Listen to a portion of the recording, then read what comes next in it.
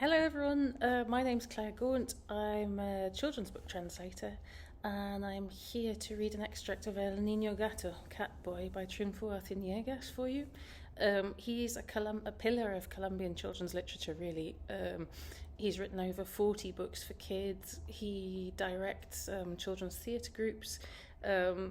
He's been nominated for the IBI and the Hans Christian Andersen. He's been translated into English, German, and Portuguese, and he's got a very talented way, I think, of combining unique characters in a way that speak universally to children of some of the sadness they might encounter in life, and that is part of life, but in talking very honestly and directly about it, in a way that kind of is extraordinary.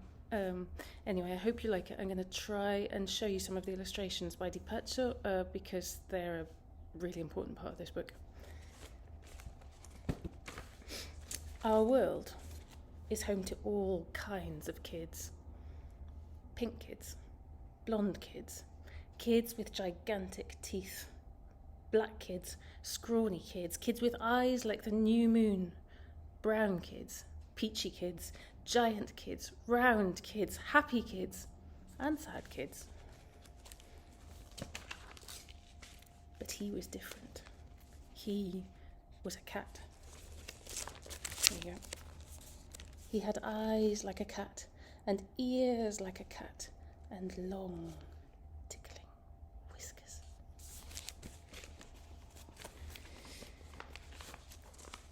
He liked mice, but not to eat. He held onto their tails to help them swing like acrobats. CATBOY shaved his whiskers so as not to embarrass anyone, but he couldn't trim his ears or control his pupils.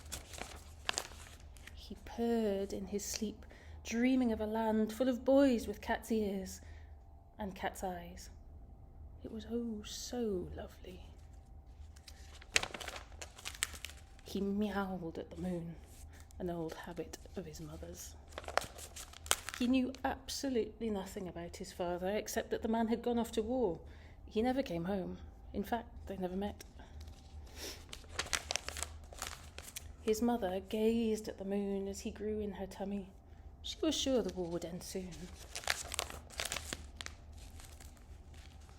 Towards the tail end of April, her boy was born like a cat. She covered him in kisses. Eventually the war ended, but she found no peace. Nostalgia seeped into her bones, cut like a knife. His poor mother gave up on her dreams and flew away into the half-light. CATBOY grew up on his own, like a miracle.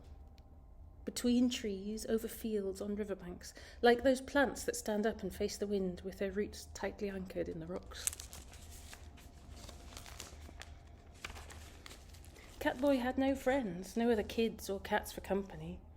Kids treated him like a cat, and cats took him for a boy.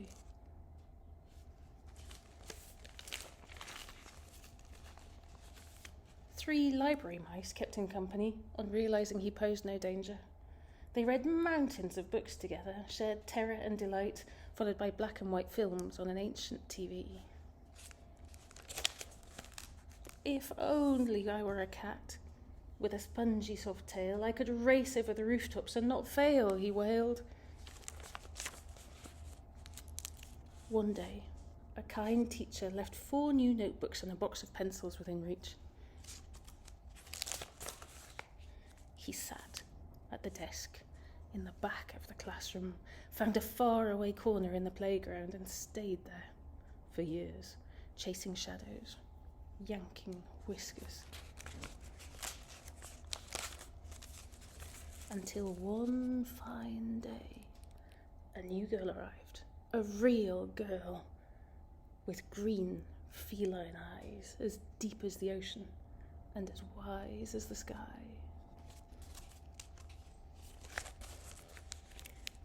CATBOY longed to lick her hand, but he controlled himself. He wanted to offer her the finest goat cheese, but on second thoughts, maybe not.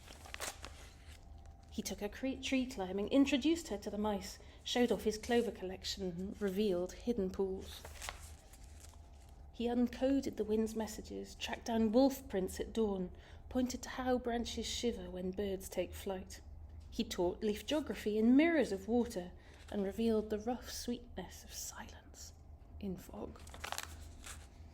He etched love songs on tree trunks with his nails like a pencil, and from that day to this, Catboy grew into his wildness, stopped worrying about belonging, and let his whiskers grow. There you go. I hope you liked it.